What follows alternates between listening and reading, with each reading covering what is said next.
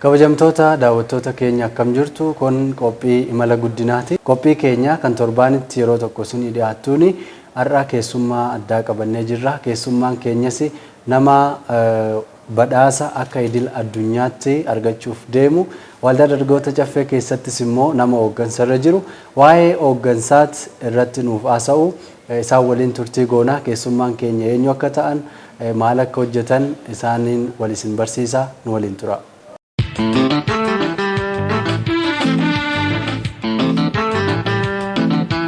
Keessummaan keenyas isin faana wal baru maqaa isaanii nutti himu, gahee hojii isaanii nutti himu, sadarkaa barnoota isaanii waldaa dargaggoota caffee keessattis immoo gahee hooggansa irra jiran nuuf himu.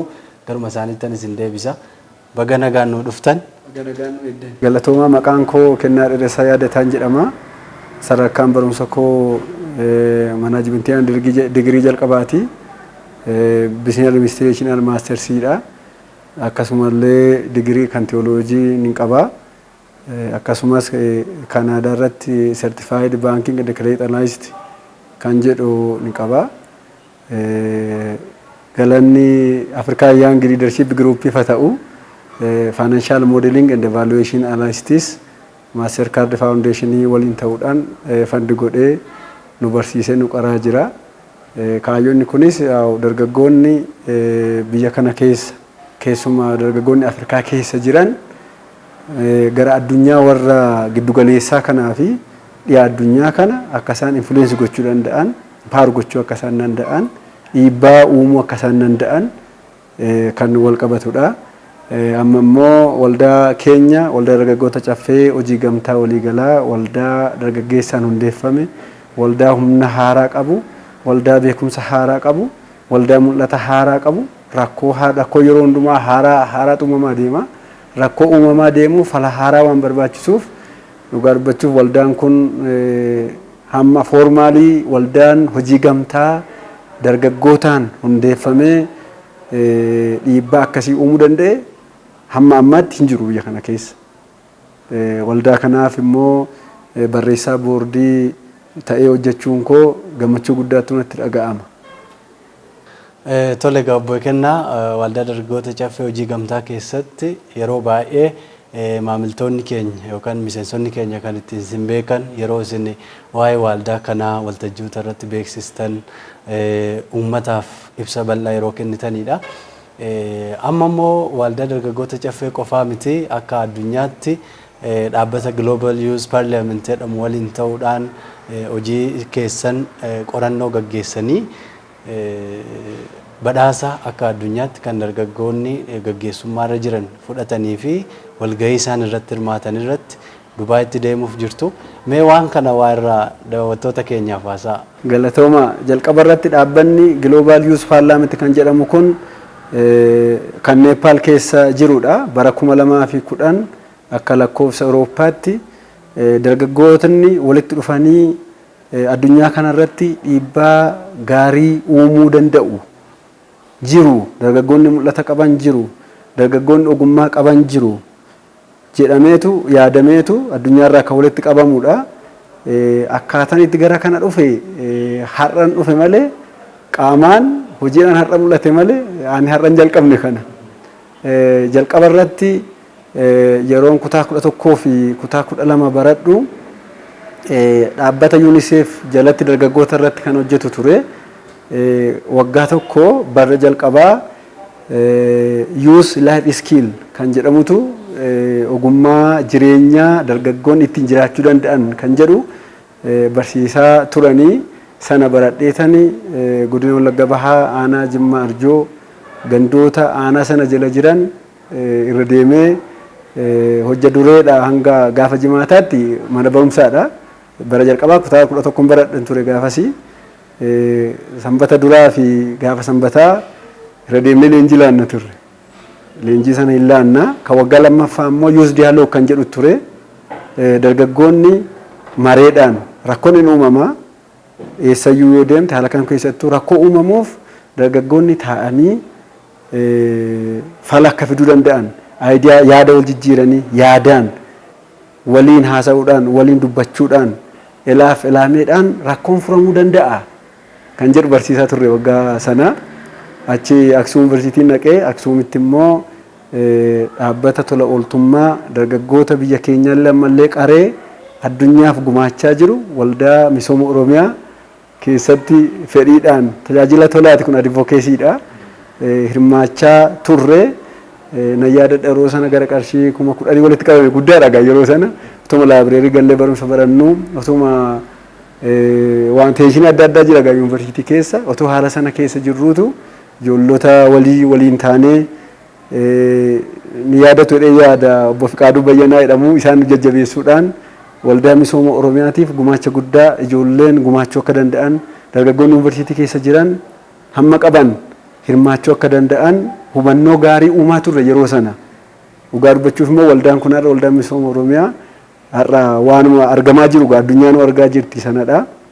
Sana keessa tajaajila tola ooltummaa ganna yeroo yuunivarsiitii irra deebinu yeroo haayiskuulii irra deebinu yeroo elementarii irra deebinu kan hojjennu jira. Yeroo sana miila kootii sa'aatii 3 hanga 4 deema ture warri beekan beeku deemnee biqiltuu kana hin dhaabna giriin leegaasii isa kana goona hojiiwwan adda addaa namoonni illee akka baratan maayikiraafoonii fudhadhee gabaa keessatti koottaa baradhaa ganna barattoonni warra nu gajjalaa jiran akka isaan baratanii fi yeroo sana yaadadha daayirikteerri mana barumsaa tokko baatirii dhoowwannaa liqiin fudheen biti baatirii isattiin dhagaa keessa kaa'amee maayikiraafoonii keessa kaa'amee ittiin koottaa yaa'aa baradhaa kan jedhu liqeeffadheen biti yeeffadheen bitee yaa nu keessa jira durumayyuu yeroo hundaa kan of gaafadhuan maaliif anna dhalliyaata gara lafa kanarratti kan jedhudha haaluma sanarraan deemnee gara kanaatti dhumne isaan kun immoo mul'anni kee maali kanan dura maal hojjette gara fuulduraatti immoo maal hojjechuuf kaata'ati kan jedhu kanaan assessmentii adda addaa godhanii koree ofii isaanii qabu Global Youth Parliamentiin kun yeroo adda addaatti barreeffamaanis haala proposaalota adda addaa kanaan dura kan hojjetame amma maal hojjetamu gara fuulduraatti immoo mul'ata maaltu si keessa jira addunyaa kanarratti ati maal kontribuutan godha jettee yaadda maalan buusee darba jettee yaadda kan jedhu kanadha isa kanarratti dhiyeessine yaa leadership irratti kan isaan hojjetanii entrepreneurship irratti kan isaan hojjetanii geggeessummaa irratti hojii uumanii hojjechuu irratti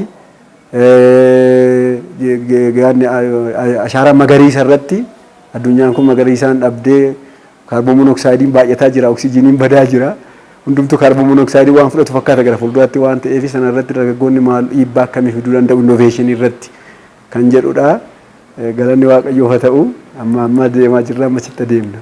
Tole egaa waan guddaadha obbo Kennaa baay'ee namatti tola waldaan dargaggoota caffee hojii gamtaas nama akka kanaa qabaachuun nama akka kanaan hoogganamuun waan guddaadha sababni isaa voluntarily yookaan nama fedhiidhaan kaka'umsaan hojjetu isarra darbee nama ga'umsa gaggeessummaa daa'imummaa irraa kaasee shaakalaa ture qabna kana qofaa miti waldaan dargaggoota caffee namoonni biraallee hundeessaaf pirezidaantii dabalatee namoota mul'ata gurguddaa qaban ni hoogganamuun miseensota keenyaaf kan boonsuudha abdii guddaa kan itti horuudha baay'ee namatti tola kora amma Dubaay irratti deemamuuf jiru kana irratti waa'ee tola ooltummaa keessumatti global citizen yaada akkasii qabaachuu yaada akka lammii miseensa lammii addunyaa tokkotti of yaaduun akka sanatti hojjechuun waan guddaadha.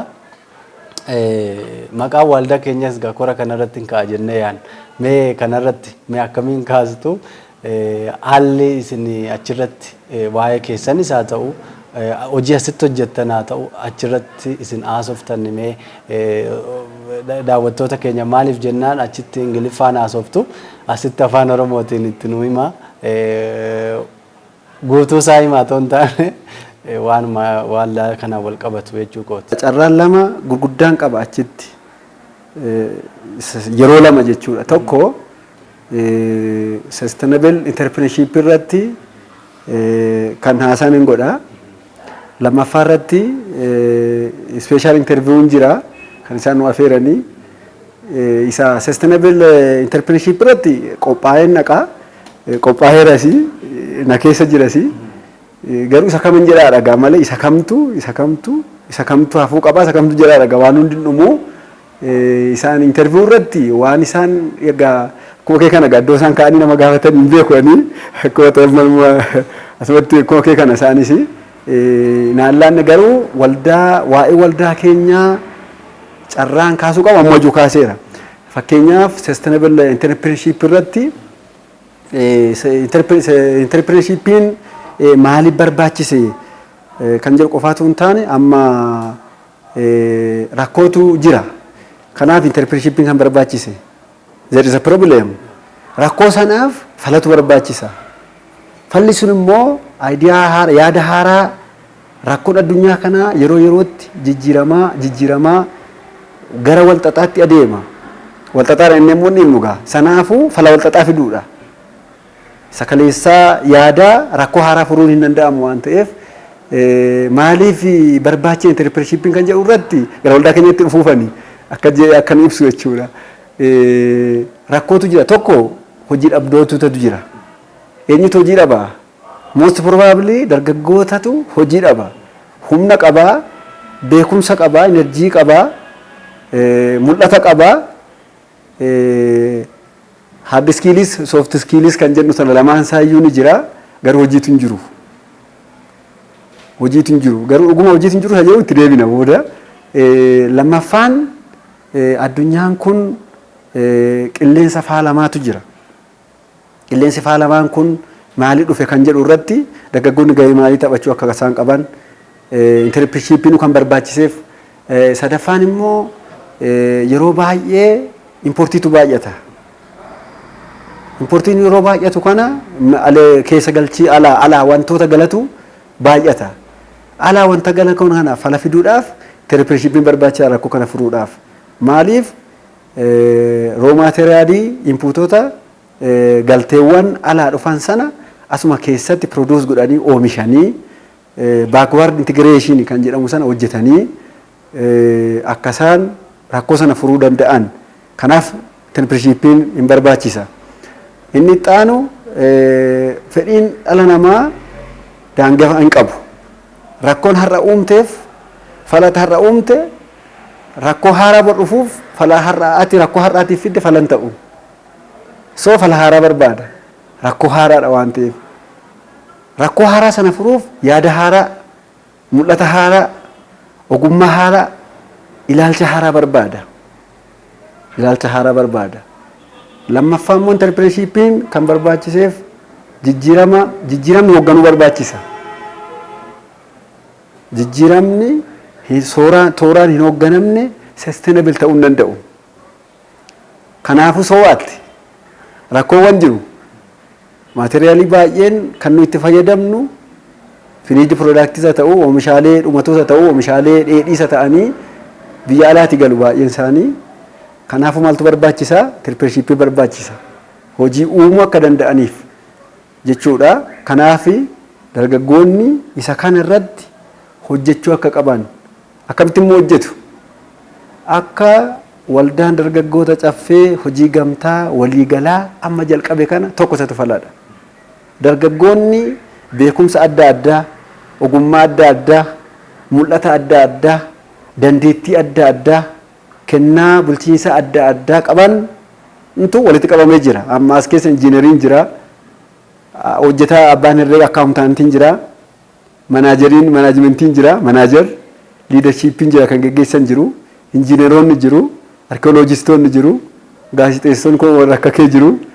Ogummaa adda addaatu as keessa gaa waamee fixugaa. Maaliif miseensonni keenya gara 2,600 akkas oliidha. 12,600 ol deemaa waan jiraniifi. Isa kanaaf falli inni barbaachisu dargaggoonni gurmaa'anii gamtaadhaan hojjechuu qabu. Rakkoowwan amma ani eere kana keessaa dhuunfaatti mana dhuunfaa qofa kan jiru hin jiru. Rakkoo waliiniiti. Kaarboon monooksaayidiin baay'achuun, giriin eeriyaan baduun, oksijiinii dhabee namni rakkachuun, kaarboon monooksaayidiin baay'achuun rakkoo nama hundumaati. An argadhee ati kophaatti kan dhabdu miti, ati argattee an kophaatti kan dhabu miti. Rakkoo waliiniiti rakkoon kun. Rakkoon hojii dhabdummaa rakkoo waliiniiti. Rakkoon dargaggeessonni geggeessummaadhaan cimanii ka'uu dadhabuun, influensi gochuun, dhiibbaa gaarii uumuu dadhabuun rakkoo waliiniiti.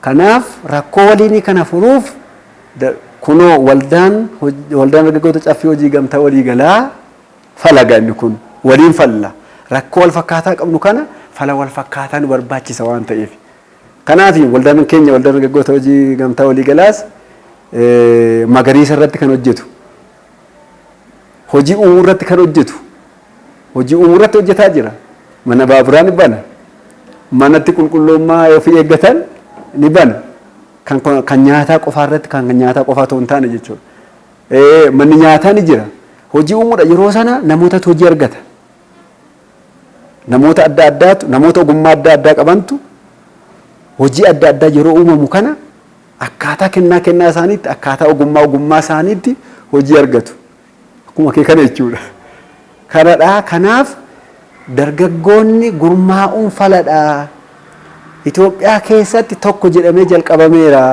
dargaggoonni waldaadhaan gurmaa'uun malee waldaa baay'eetu jira waldaa dargaggootaa baay'eetu jira garuu waldaan hojii gamtaa dargaggootaan walitti qabamee yaa warrumti nu gurmeessanuu waa'ee waldaa biyya Itoophiyaa beeku isaanuma bira hin jiru kanaafuu waldaan hojii gamtaa akkaataa qajeelfama waldaa hojii gamtaatiin akkaataa labsii hojii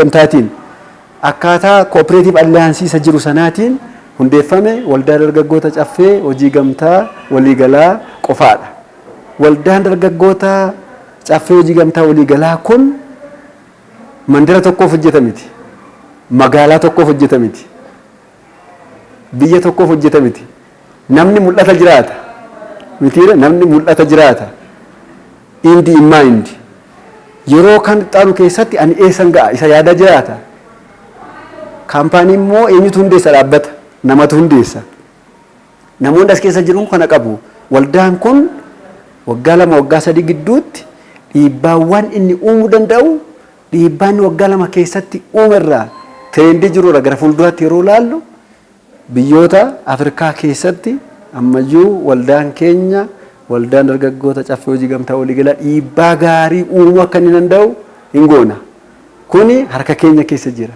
maaliif beektaa hin dandeenya waan ta'eef wiikaan ilaalchi dargaggoonni hojiidhaaf qaban jijjiiraa jira waldaan keenya nus jijjiiramaa jirra duukaa kanaafuu ilaalchi jijjiiramnaan wanni samaayiidhaa dhufu hin jiru wanni lafaa meetirii 100 gadi qonnee baamu hin jiru sammaa warra bishaan baasantu baasa malee kanaaf hojiin waan haaraa uumuun rakkoo haaraadhaaf sammuu keenya kana keessa jira nu keessa jira sammuu kana keessa jira sammuu keenya kana keessa albuuda gurguddaatu jira dargaggoonni keenya miseensonni waldaa keenya waldaa caffee hojii gamtaa waliigalaa amma iddoo adda addaa taa'an kana dhaggeeffachuu danda'u ta'a sammuu isaanii keessa nu keessa isaanuma keessa jechuudha kennaa adda addaatu jira ogummaa adda addaatu jira mul'ata adda addaatu jira mul'anni sun akka ammaa kanatti walitti dhufee jira walitti dhufee itti fufee immoo hin adeema we can change the world nuyi waldaan keenya unuma waan ta'eef addunyaa kanaaf mul'ata haaraa yaada haaraa hojii haaraa rakkoo haaraa uumamaa jiru kanaaf fala haaraa qabatee kan deemudha ammas falaa jira magaalaa Finfinnee keessatti waldaan dargaggoota hojii gamtaa waliigalaa waldaan dargaggoota caffee hojii gamtaa waliigalaa fala fidaa jira kan ammoo warri itti fayyadaman beeku nu caalaa kanadha egaa waa'ee keenya kana inuma hojii isaatii maana miti achirratti fara tokko keessa galcheera so'aat rakkoowwan amma uumaman kun dargaggoonni waldaadhaan gurmaa'anii hojii hojjechuu qabu kan jedhudha jijjiirama fiduu qabu maalirratti innovation irratti maalirratti entrepreneurship irratti maalirratti leadership geggeessummaa irratti maalirratti jijjiirama green legacy kana fiduu irratti green area uumuu irratti naannoo magariisa taasisuu irratti namni fayyaa akka jiraatu gochuu qabna namni yeroo hafuura baafatee fudhatu namni oksijiinii baasee kama kaarboon monoksayidii baasee oksijiinii kan fudhatu gochuu qabna kanaaf uumamne waan ta'eef yaada jedhuun qaba. Tole gabbo kenna yaada guddaa nuu kaaftanii meega amma wanni isin mata dureen isin irratti kora addunyaalessaa idil addunyaa kanarratti haasa'uuf deemtanii sustainable entrepreneurship yookaan immoo hojii uumuu itti fufiinsa qabu kan jedhu waldaa dargaggoota caffee keessattis dargaggoota jidhabeessaaf hojii akka uumaa jirru. Hooggansa kanaanis immoo gara fuulduraatti dargaggeessi keenya ilaalcha addunyaalessaa akka qabaatu gochuuf akka deemaa jirtan akka deemaa jirrudha kan nu kaaftani. Mee rakkoo hojii uumuu itti fufiinsa qabu kana fiduudhaaf keessattuu waldaalee hojii gamtaa hoogganuu wal qabatee akka hooggansa akkamiitu rakkoo akkasii kana furuu danda'a. Hojii uumuu itti fufiinsa qabu immoo keessattuu rakkoo furuun rakkoo adda baafachuu irraa ka'a.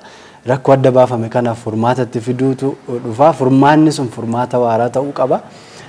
Kana hooggansa akkamiitu hooggansi jaarmiyaa gosa garaagaraa qaba. Achi keessa hooggansa akkamiitu waldaa dargaggootaa kana gara fuulduraatti keessattuu akka pirezidaantii hundeessaan keenya Bosanyiin jedhan waldaa dargaggoota caffee liigii dargaggootaa biyya kanaa hoogganuu bira darbee amma pirezidaantii waldaalee hojii gamtaa addunyaa ta'utti deemsifna kan jedhu yaada akkasii qabu. Isaanis egaa of qofa otoo hin taane dargaggoota akka keessanii kana waan of keessaa qabanii fi karoora akkasii kana cichanii dubbatu jechaadha. Mee kanarratti hooggansa akkamiin nu barbaachisa? Akkamiin rakkoo furuu itti fufiinsa qabu gaggeessina? Amma gara afaan Oromootti dhufuun beeku malee manaajimentii fi liidarshiippii gidduu garaagarummaa guddaatu jira. Approachii adda addaa fayyadamu. Hooggansa natti fakkaata isa inni tokko bulchiisa inni tokko geggeessummaa natti fakkaata. Liidarshiippiin hooggansa, manaajimentiin geggeessummaa. Kanaafuu amma kan liideriin tokko hordofuu fi kan manaajeriin tokko hordofu garaagarummaa qaba. Approachii isaan itti hordofan haala isaan ittiin hordofan. Fakkeenyaaf ifaare manaajer kana jechuun koo ati manaajerii qofaadha wanti liidarshiippii jedhamtu sun si keessa jirtu yoo ta'e jiru gaa baroota hedduu keessatti jiru warri kuni kana raawwadhu raawwachuu baatte the consequence I will show the consequence kan jedhudha. Raawwadhu raawwattaadha. Approachin akkasii jira. Raawwadhu raawwachuu baatte anu sitti agarsiisadha. Anu wal arginaadha jechuudha. Raawwadhu raawwatta. That only command. Kana hin raawwatta. Hinuma dhume. Yoo ta'uu baate immoo seerri jira asii gaggalagalfama jechuudha kan barreeffame. Flexibility hin qabu jechuudha. Dhaqi jedha. Inni sun yoo approachii fayyada yaa yeroo baay'ee manaajimentii gogaadhumti isaa dhaqi kana godhi yoo fayyadama yoo approach kana gochuu qabdaati kana gochuu qabdaati akkas gootuu qabdaati akkas gochuu qabdaa yoo ta'uu baate immoo isin akkas gochuu qabdu isin akkas gochuu qabdu isin akkas gochuu qabdu isin akkas hin gootanii jedha. Liideriin garuu wii approachii fayyadama. Dura bu'eetu kottaa asiin deemna kottaa asiin yaana karaa kanatu nu baasa asiin nu baasa raawwatee raawwachiisaadha. Hati se leader raawwatee raawwachiisaadha. Mul'ata haaraa fida. Mul'anni haaraa yeroo sun dhufu qajeelfama duraan barreeffame wajji jijjiiraa deema. Dambii ittiin bulmaataa seera ittiin bulmaataa keessoo adda addaa kan dura baafate sana jijjiiraa deema. Maaliif jijjiiramni ofuma isaatiiyyuu hin taa'u waan ta'eef. Manaajimentiin garuu qofaadhuma isaa deemi. Yaa manaajimentiin leadership malee yeroo deemu qofaadhuma isaa ofuma ta'ee yeroo deemu isuma kaleessa caafe qofaa kan kaleessa lafa kaa'adhe qofaatu na baasa. Haalli immoo alaa jijjiiramaa jira. Environmentiin alaa jijjiiramaa jira. Teknooloojiin jijjiiramaa jira. Addunyaan gara mandara tokkootti dhufaa jirti. Inni garuu achuma jira. Warri kompetiitoroonni isaa warri isaan dorgoman warri isaanii wajjin dorgoman kan biraarra jiru. Inni garuu isuma kaleessaa galagalcha. Artikilii kaleessaa baay'iloo kaleessaa isuma kaleessaatiin deema. Approachiin godhu ta'e warroota akka kanaatiin geggeeffaman niin kaampaanii yeroo muraasa jiraata. Warroota garuu mul'ata haaraa fidaa, ogummaa haaraa fidaa, two ways communication asii olis asii gadis walitti dhufeenya akkaataa walitti communicate wal godhan sirreeffataa warri adeeman, haala isaanii jijjiiraa warri adeeman, naannoo isaanii ilaalaa warri adeeman, addunyaa ilaalaa warri adeeman, teknooloojii ilaalaa warri adeeman, rakkoo keessaas isa alaas jijjiirama keessaas jijjiirama alaas ilaalaa warri adeemantu kaampaanii walitti fufiinsa qabe.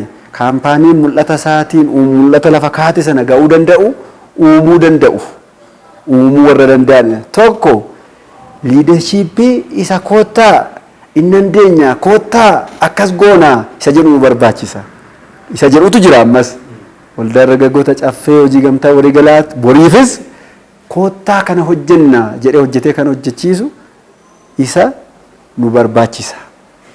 Ajajaan nu barbaachisu koottaa isa jedhu ajajaachuu ko achi dhaqi sana godhiidha jechuudha. Koottaa oficha ajajaa walis ajajaa. Inni lammaffaan namoonni yaa waa'ee manaajimentii tagaa dura manaajimentiin yeroo taayileerfaa barreessan namoonni sooshaal piroobileemii qabu maaloo yoo mucaan isaanii dhukkubsatte dhaqanii mana yaalaa dhaqanii rakkoo maatii qabu rakkoo hawaasummaa qabu adeemanii maaloo waan jiru fakkaata amma taayileer yeroo dura Maslow loo barreessaa ture akkas fakkaata maali waa'ee humaan niidii wajjin wal qabatee yeroo humaan niidii sana wajjin wal qabatee yeroo harki sana yaadatta yeroo barree kaa'aa ture waa'ee namaati. Forget about work yeroo sana achi fedhii namootaa irratti rakkoo qabu kan jedhu namootuma irratti yeroo sana kaampaaniitu hafaa mul'ata kaampaanii hafaa taayileerfaa ka'an egaa ayi manaajimentii lakki saayinsii artii qofaa miti saayinsiidha jedhanii saayintifik manaajimentii diviloopi godhanii lakki ayi warra hojjetan kanatti waan hojjetamu kennamuu qaba safartee laattee safartee fudhachuu qaba.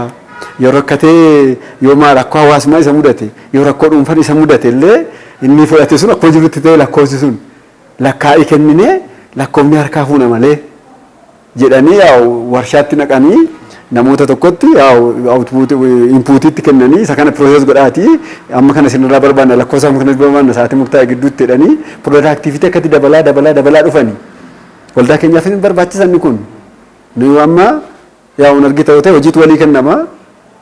Ati kan hojjedhu ani immoo kanan hojjedhaa sa'aatii kanatti diliiver goota sa'aatii kanatti fixaa sa'aatii kanatti harkaan fuudha kan jedhu koreewwan iddoo adda addaa jiraniifis taargetii ofii isaanii qabu kamitti akka hojjetan maal akka hojjetan karoora argiteetta yeroo yaa'ii walii galaa geggeeffamu karoora ofii isaanii qabu raawwii karoora sanaa hoggantootuma warra danee sanaa warri amboo chi hojjechiisifatu inni kun achii sappoorti godha warri kamiisas akkasuma warri gujiis akkasuma warri leemmanis akkasuma. Warri iddoo adda addaa jiran haala kanaatiin ofii karoorfataa deemu. Kan biraani warri kaan amma liidaroonni tokko jiru nama duukaa kan deeman arboosha warri jedhaman jiru arboosha jedhamu amma hoggansi arbooshni ni jiraata. Inni maal godhaa yeroo hundaa gadi bahee asii gahee biiroo dhaquudhaaf namni itti dhufaa isuma wajjin haasaa oola arboosha geggeessasa arbooshaa jedhaman immoo nagumaa fayyumaa haala maatii kee nagumaa jirtaa maaloo kottu kashee dhunna itti gore inni bularguu gore. Maaliif beesila taargeetii ishee ganama fixeen deebi'e sa'aatii afuritti fixeen deebi'e jedhe galgalayyuu naqu inni geggeessaan akkasii jira nu keessa jira tuun taane yaa neechar baay'ee neechar geggeessitoonni akkasii jiru. Lammaffaa immoo geggeessaan isaan kun nama humaan orientedidha warra ammaa kun laayik Maslow warri job oriented bichaa ta'an immoo jiru hojii qofaa fiigu isaan.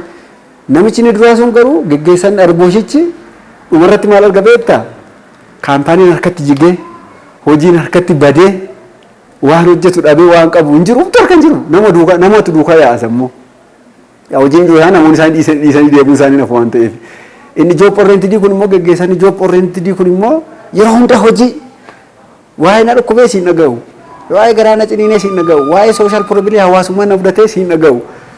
Waa'ee boqonnaa kee siin dhaga'u waa'ee laaqana nyaachuu kee siin dhaga'u waa'ee boqonnaa kee siin dhaga'u hojii qofa hojiin garuu maaliin hojjetama namaan hojjetama inni kun wadhuma irratti maal ta'a rizaaltii qofaa rizaaltiin hin dhumne natti itti kenne hin finne ati jedha inni kun immoo dhuma irratti maal ta'ee hafaa namni harkaa harca'ee harka duwwaa afannis. Maaliin hojjeta namni hin jiru maal hojjeta kanaafuu rakkoo namaa quban qabu waa'ee namaa gate namni immoo roobootii miti gaa namni immoo maashinii miti waan ta'eef hin yaada namni itti dhaga'ama namni hin beela'a namni rakkoo adda addaa qaba namni miti namni immoo yaada adda addaa qaba yaada addaa kana kompromaayis godhee walitti fidee walitti dabalee geessuu danda'u hojjetoonni isa biraa yaa'u kaampaanichi hin jiga jechuudha dhumarratti namni jiru kana maaliin hojjetaree. Kanaafuu waldaa keenyaaf kan barbaachisu lamaanuu giddu galeessa kan godhate hojii akka manni namnis humanitiin isaa akka eegamutti namummaan isaa eegamee yeroo ogummaa fida hojjetaa keessa mul'atatu jira. Hojjetaa adda addaa keessa mul'ata adda addaa gosa hojii adda addaa kennaa adda addaatu jira waan ta'eef mari'achuudhaan ilaameedhaan lamaansaa kompromaayiis ta'aa yoo deeme isadha waldaan keenya kan hordofu jechuudha. Nama singatu hojiin singatu namnis baduu qabu namnis kunuunsamuu qaba hojiin immoo inni jedhan hojjetamuu qabu utuma michi kunuunfamu utuma hojjetoonni wal kunuunsanii utuma koree wal kunuunsu utuma iddoo adda addaatti warri heedkwaartariis utuma warri dameewwanis miseensonis utuma wal kunuunsuun akka jirutti ta'ee wal kunuunsaadhuma yaada walii eegaadhuma wal kabajaadhuma ulfina walii kennaadhuma hojiin si garuu hojjetamuu qaba. Galma keenya garuu gahuu qabna. Galma keenya gahuu qabna.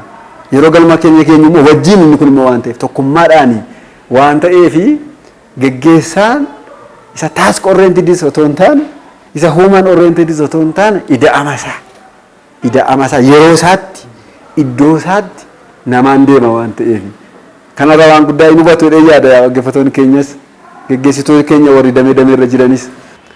Daawwattoota keenya kan hordofaa jirtan egaa qophii imala guddinaati kan caffee miidiyaa irraa isinii darbu keessummaan keenya immoo obbo Kennaa Dheeressaa barreessaan boordii waldaa keenyaa waa'ee gaggeessummaa fi waa'ee hooggansaa irratti yaada guddaa nuu kennan irraa barnoota argataa jirtu. Jaddu yookiin baradhu lameen irraa tokko filadha obboleessa koo sittiin himaa haalli garii namaan deema finda gadin bakka jirtu imaamaddu gara guddinaatti yookiin hojjadhu yookiin baradhu lameen irraa tokko filadhu.